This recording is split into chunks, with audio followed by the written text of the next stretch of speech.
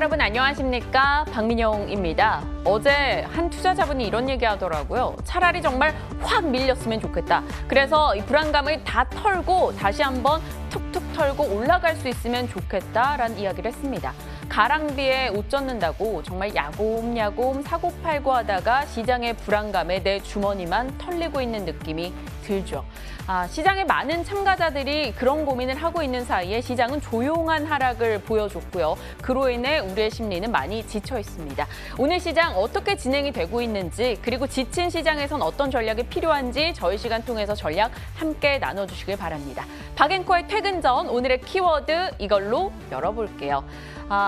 뻔한 잔소리, 어떤 주제를 놓고 제가 한 말씀을 드릴 건데 시장에서 어떤 참가자들이나 할 수 있는 이야기가 될 겁니다. 하지만 저를 비롯해 개인 투자자에게 같이 나누고 싶은 이야기이니까요. 어떤 내용일까? 저 여자가 또 오늘 무슨 얘기하려고 저러나 하시면서 끝까지 챙겨봐 주시길 바랍니다. 지금 시장 분위기 어떤지 함께 확인하시죠.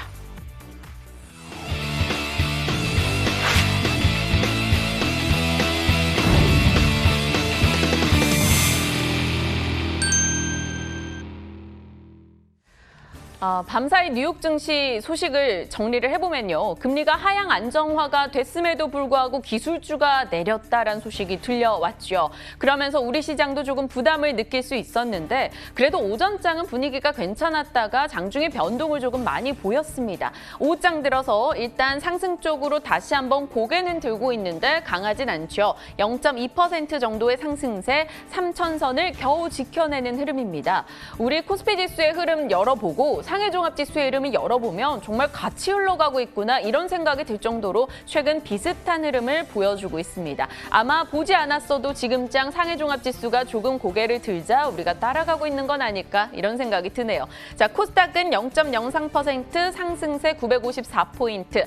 코스피보다는 양호한 흐름이 최근 이어지고 있죠. 핑퐁핑퐁 오르고 내리고를 보이고 있는데 그래도 950선대 위에서 움직임 이어나가고 있습니다. 자, 수급적인 흐름 들여다볼까요?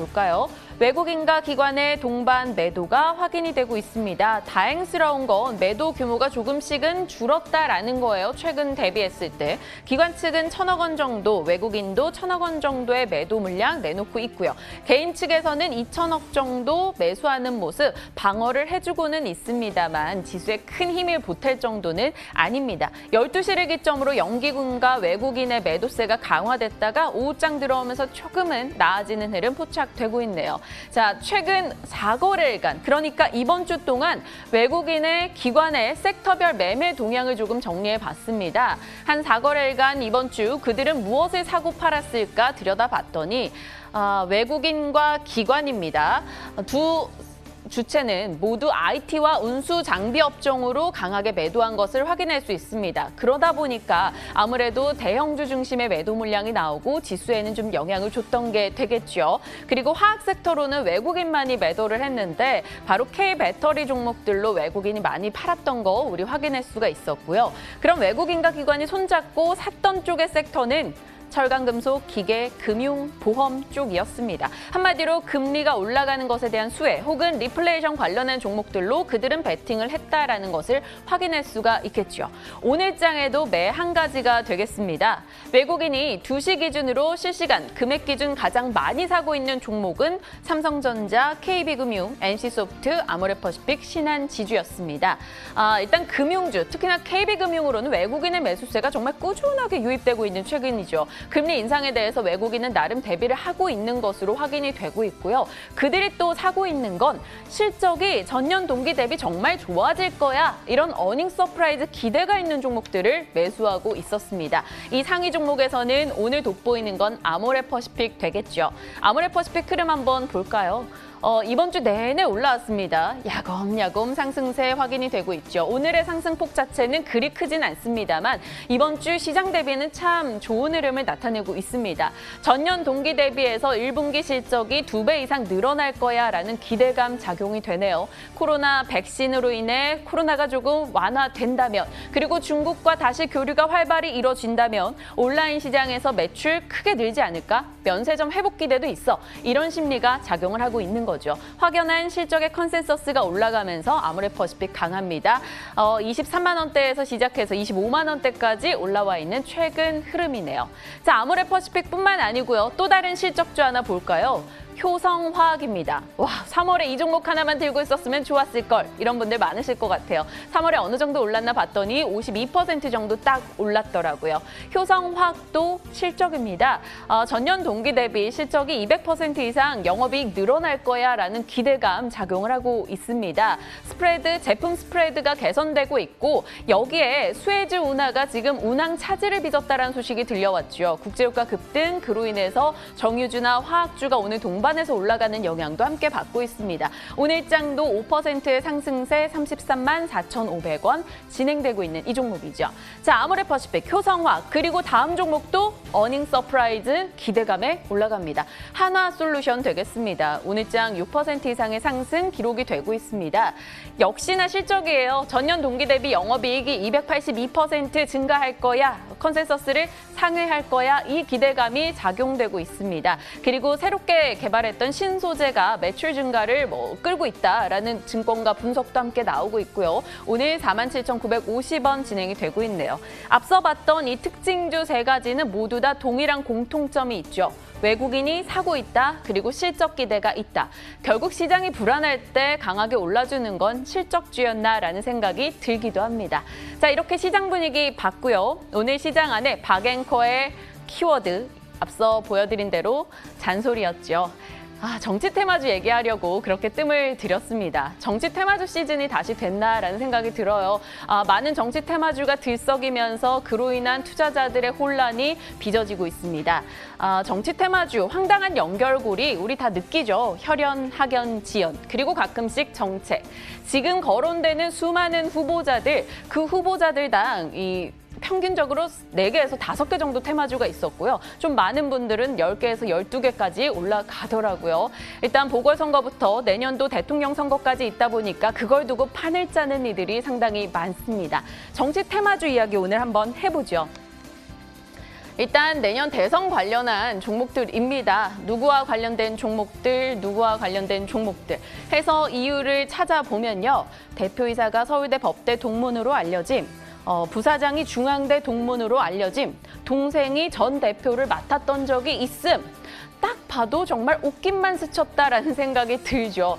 옷깃만 스쳐도 인연이란 말이 정치 테마주에서 나왔나라는 생각이 들 정도입니다. 이 회사들에 하나하나 전화를 해서 대다수 물어보면 일면식도 없어요 라고 답하는 곳들도 많습니다. 그만큼 선거철이면 옷깃주, 인맥주라면서 사람들은 많이 비난을 하면서도 올라가니까 개인 투자자들은 열심히 바라보게 되는 것도 같습니다.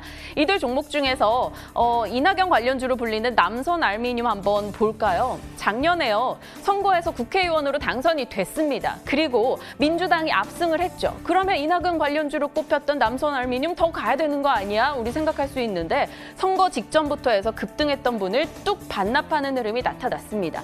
여기서 느낀 건 결국 정치 테마주는 당선이 돼도 떨어지고 안 돼도 떨어지고 결국 제자리로 가게 된다라는 거죠. 우리 안철수 테마주 과거의 흐름 기억하십니까? 안랩이 3만 원에서 15만 원 갔다 다시 3만 원으로 갔다. 그것 또한 순식간이었습니다. 결국 이 제자리를 찾아가는 과정 속에서 누군가는 그래요. 큰 수익을 내겠죠. 하지만 누군가는 크게 손실을 볼 겁니다. 그리고 손실을 보는 개인 투자자가 조금은 더 많지 않을까 걱정스러운 생각이 드는 요즘입니다. 자, 우리 증시는 이렇다 치고요. 그러면 세계에서 가장 큰 주식시장이라는 뉴욕은 어떨까요? 미국은 그래도 우리보단 낫더라고요. 정치 아닌 정책 테마주가 활발했습니다. 작년 미국 대선 때요.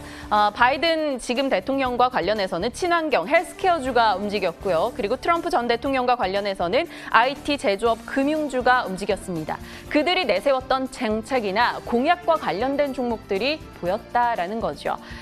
저는 우리 시장에 열심히 들여다봤어요. 테마주들을 한번 찾아봤더니 정말 황당한 테마주들도 많이 있었더라고요. 그래서 한번 꼽아봤습니다. 황당한 정치 테마주 그 첫 번째는 바이든 관련주였습니다. 조 바이든 관련주 하면서 그때 당시 미국 대선 때 검색을 해보면 한성기업, 두올, 마이크로프렌디 이들 종목이 연관 검색어로 떠올랐거든요. 왜지? 하고 찾아봤어요. 이 게 맛살을 만드는 한성 기업인데 임준호 대표가 조 바이든 대통령과 같은 대학교 출신이래요. 그런데 그 두 사람의 나이 차는 37살 차이. 임준호 대표의 아버지보다도 바이든 대통령은 형이었습니다. 둘이 같은 같은 시기에 대학을 다닐 일이 없었던 거죠. 두올도 마찬가지고요. 마이크로 프렌드도 마찬가지예요. 조 바이든 대통령과 나이 차이가 정말 많이 나는 대표들이 대표를 하고 있었는데 같은 학교 출신이라는 것만으로 주가가 올랐습니다. 황당했죠. 그리고 또 다른 황당한 테마주는 우리 이 박재호 어드바이저께서 익절의 기술 시간에 이야기했었던 파평 윤씨 테마주. 학연, 지연, 혈연 그 이상 넘어갔습니다. 이번엔 종친 테마주가 등장을 한 거죠. 요즘 종목 토론방에 새로운 파평윤 씨를 찾았다 이런 글들이 올라온다고 해요. 윤석열 대권 지지율이 올라가면서 증시에서는 파평 윤씨성을 가진 이들을 찾은 거죠. 정보화학, 애니능률, 웅진 같은 경우 파평 윤씨가 대주주였다라는 이슈 속에 이렇게 주가 급등을 나타내기도 했었습니다. 애니능률 같은 경우도 흐름을 놓고 보면 정말 격양되게 움직임을 보였었는데 과연 시세의 연속성을 띌 수 있을 것인가 그에 대해서는 우리 모두 다 물음표를 갖게 되죠. 이렇게 황당한 테마주들을 쭉쭉 보고 있으면요. 놀라운 건 과거에도 분명 테마주가 있었는데 시간이 갈수록 매번 대선이나 선거가 반복될수록 그 테마주의 질이 더 떨어지고 있다. 이런 생각이 좀 들더라고요. 과거 테마주, 우리 MB 테마주 기억하시죠? 대우나 공약으로 인해 이런 건설주가 상한가를 기록했었는데 공약 철회되면서 뚝 떨어졌었죠. 그리고 문재인 대통령 그때 당시에 케어주가 있었습니다. 이들 종목도 반짝하고 흐름이 내려가긴 했지만 그래도 정책과 관련된 종목이었다라는 생각은 들어요. 요즘은 학연, 지연, 종친까지 나오다 보니까 정말 정치 테마주 질이 많이 낮아지고 있다는 생각이 드네요. 자, 정치 테마주 왜 주의해야 될까요? 감독 당국이나 거래소 역할이 굉장히 제한될 수밖에 없다라는 거죠. 그냥 투자 경고로 지정을 하던가 아니면 너네 왜 그렇게 시세가 급변해?라고 조회 공시 요구하는 수준이라는 겁니다. 법이나 규제로 잡기가 어렵다고 해요. 그러니까 사실 확인 없이 팩트체크 없이 한탕주의로 여기에 뛰어드는 건 경계했으면 좋겠다라는 생각이 듭니다. 오늘 박앵커의 잔소리 최종적으로 이겁니다. 정치 테마주 알아는 둬야겠어요. 왜? 피하기 위해서 내가 몰라서 투자했는데 알고 보니 정치 테마주였다. 이런 경우도 있을 거 아니에요. 그런데 나는 이렇게 급등하는 거 자신 있고 한 번쯤 해보고 싶어. 지금 시장에서 재밌는 게 거기밖에 더 있어? 라고 생각이 드시는 분들도 분명 계실 거예요. 그렇다면 나의 투자 공약을 지켰으면 좋겠습니다. 대통령이 나는 이런 목적으로 대통령이 될 거예요. 라고 후보자들이 이야기하듯 나는 이 정도까지만 공약을 내세워서 대응을 하겠다. 좀 짧게 가져가는 건 어떨까라는 생각이 들고요. 화무 11홍 좀 멋있게 마무리하고자 준비했습니다. 열흘 내내 붉은 꽃은 없다. 계속 올라갈 수 없다라는 걸 염두에 두면서 정치 테마주 살펴보시길 바랍니다.